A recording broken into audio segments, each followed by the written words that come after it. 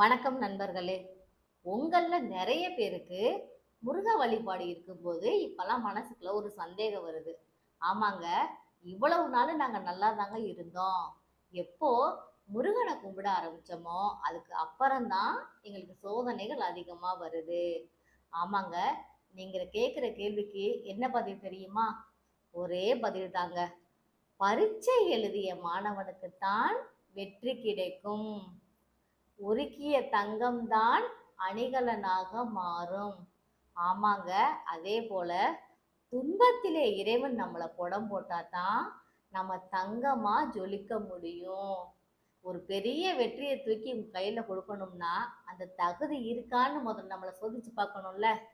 அதனால தாங்க முருகன் சோதிப்பாரு, ஆனா கைவிட மாட்டாரு.